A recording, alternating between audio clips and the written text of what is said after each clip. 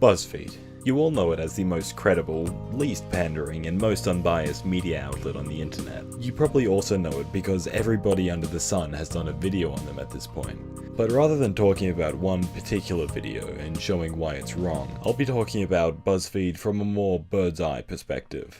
Now obviously I can't talk about each and every one of the thousands of videos that Buzzfeed has stained the internet with, even just on YouTube with all 6 of their channels. But I'm going to give as broad a look at the company as possible, given my experience with it.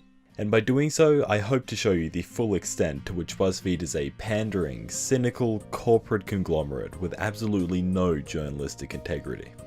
And now, if you enjoy the odd Buzzfeed video here and there, I don't really care, you do you.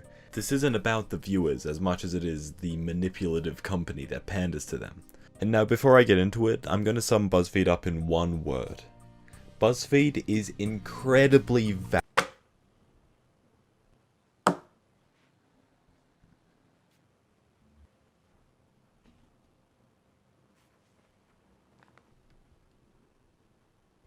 A truly thoughtful and effective piece of media will have you walk away with a new outlook on something, give you something to chew on mentally. And now let me give you a representation of the average Buzzfeed video's intellectual value, in audio form. There is no other way to describe your typical Buzzfeed video. Let's just have a look at a few examples. Yep. Now what do these have in common? I'll give you a hint. It's one word that starts with the letter R. That word, of course, is real.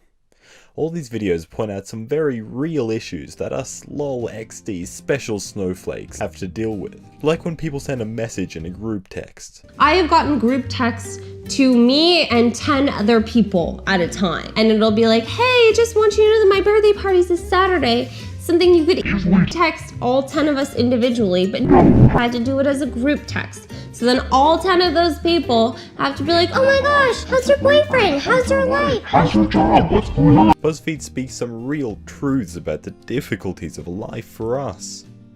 They also try way too hard to be relatable. The vast majority of Buzzfeed videos have nothing to take away from them, other than, heh, yeah, that's me, that is. They're rarely anything more than an insipid mess. All that's required of a Buzzfeed video is for something to instantly be relatable or recognizable. And in my time searching and researching for the sake of this video, I came across the absolute epitome of Buzzfeed's content. Something that sums it up perfectly, and that is, which Starbucks drink are you? Based on your zodiac sign. If that isn't perfectly telling of Buzzfeed's pandering nature, I don't know what is. It's such a poorly conceived idea that absolutely no thought went into. They just saw that Starbucks is a popular thing and slapped this bad boy out the same day. In other words, it's relatable at the expense of any substance or meaning. Now you might think I'm ignoring their more political videos, the ones that try to push an agenda. But don't you worry, I'll be talking about those plenty later in the video.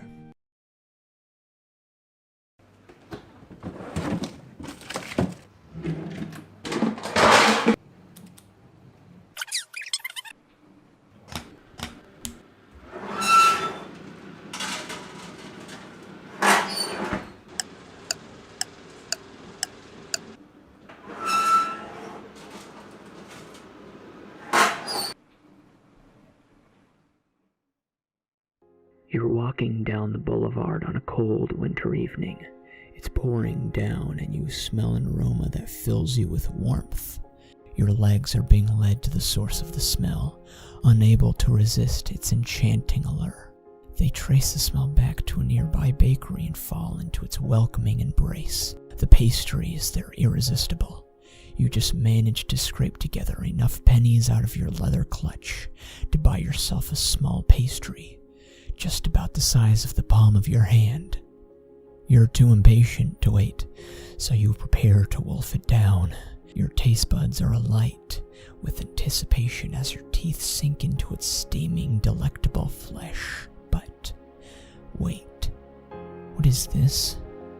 Inside the pastry is a lukewarm dough, fresh out of the oven but not cooked. It is soggy yet hard. Your face scrunches up in disgust as this realization hits you. The realization that the pastry wasn't fully cooked. That in order to get the food on the shelves as quickly as possible, the employees settled for an unfinished batch, rather than waiting out the few extra minutes in exchange for a superior product.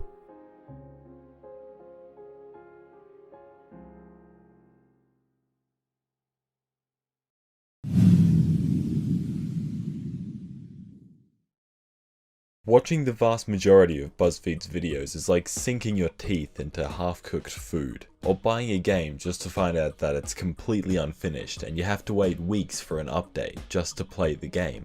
But in this case, guess what? YouTube videos can't be updated, you idiot. Not only are the vast majority of Buzzfeed videos insultingly vapid, but you can just tell how little effort went into them. Using the previous example of the Starbucks video, not only is it the worst, bottom of the barrel idea, but the making of it was so laughable, so half-assed, that they only bothered to include 10 of the 12 zodiac signs. So if you were born in Aquarius or Pisces and have the urge to know which Starbucks drink you are, then I'm afraid you're out of luck. The fact that this got through and is still up on Buzzfeed's main channel is really telling. Aside from this example, you can tell from nearly all their videos that they're rushed out in an attempt to make as much money as possible.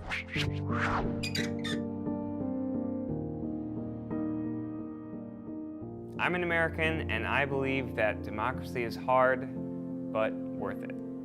I'm an American and I believe we can keep advancing the causes and values that we hold dear. I'm American, and this is also my country too. What?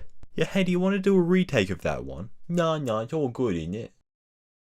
Well, no, it's not. What's the point of saying two when you've already said also? It's completely redundant. It doesn't make any sense. How do you expect me to take this video seriously, which it's clearly meant to be, when you've got this at the very start? That's like me applying for a job and putting XD after every sentence. You don't do that. It doesn't work. Yeah, I don't know. I don't see why not.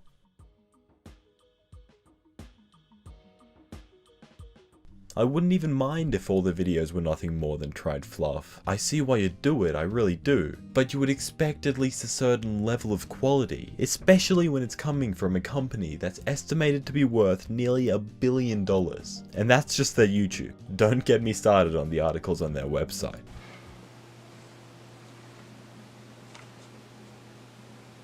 There is nothing they like to do more than pander, because BuzzFeed's the name and pandering's the game. Kill me. Whether you're a woman, a man, black or white, whether you're single, in a relationship, looking for love or avoiding it, if you are literally anybody on planet Earth, BuzzFeed has pandered to you in some way or another. This is how they operate. It's their core business model. It's how they've amassed this huge audience they have today. Now, I'm guessing that a decent portion of you clicked on this video thinking that I was going to focus on BuzzFeed's more politically aimed content and really pick that apart. Now, I'm going to be talking about it, but I'm not going to really go in depth, because A, that's not the point of this video, and B, because everybody on the face of YouTube has already made a video about them, and I don't want to just regurgitate the same points everyone else has. I was originally going to talk about women try manspreading for a week, for a decent portion of the video, but then everybody made a video on it. But for the 2 or 3 people who haven't already heard about it, and just for the sake of it, I'm just going to comb over the video for a general gist of it. So these 3 brave souls decided that they've had enough of men spreading their legs and taking up space in public places, and decide to take a stand against the oppression. So with their vintage glasses, fedoras, and ignorance of the male anatomy, they set off into the public transport system to make their mark on history. How do they do this? Well, they spread, and they spread, and they spread some more. They spread until they can't spread anymore. Yep, real freedom fighters, these 3. Fighting for the causes that really matter. These freedom fighters aren't afraid to spit in the face of any men who try to oppress them. They make a lot of videos like this, especially just before the elections this year.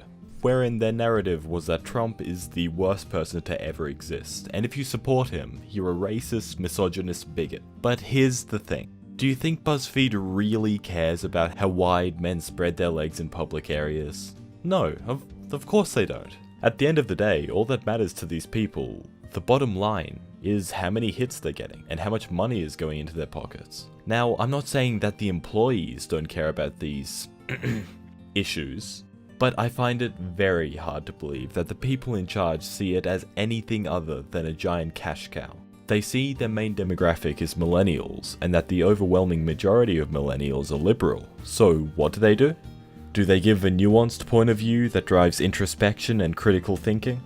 No, of course not. That wouldn't sit well with their demographic, because that would be a risk. So they just make the safest, most pandering videos they can, often making society seem far worse than it really is, simply because it's what people want to hear.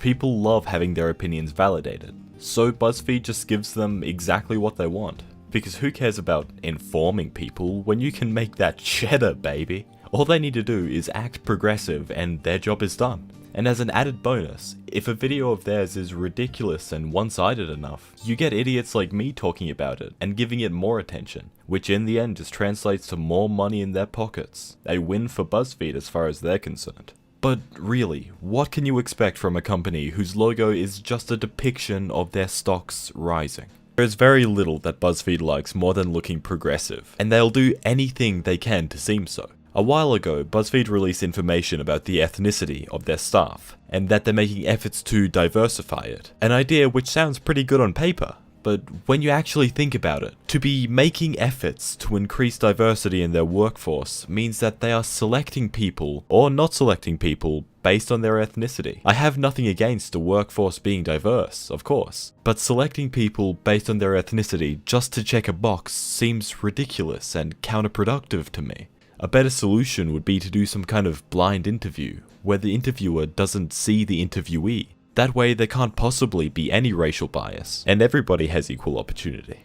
But instead they opt for a very backwards method that only exists to fill the status quo of appearing progressive to millennials. And in the end, it's just another form of pandering.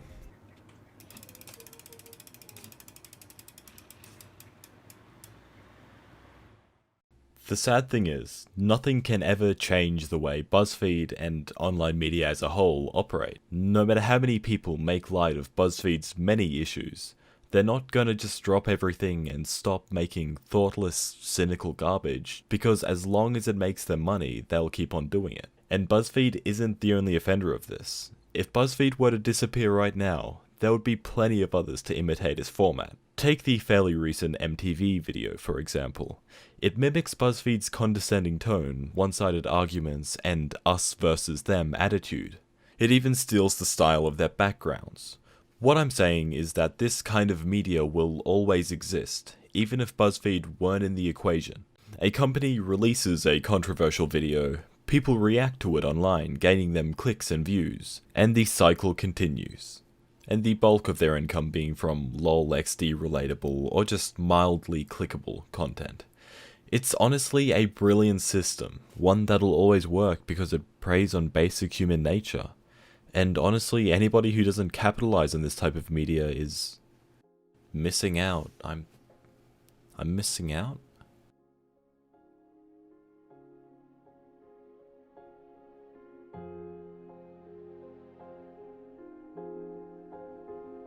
I mean, is there any point in fighting a system you can't beat? As long as people are viewing and clicking, this is a beast that can't be tamed. There's no outcome, so why even bother? Why even bother fighting a system, a loop, a cycle that we can never stop?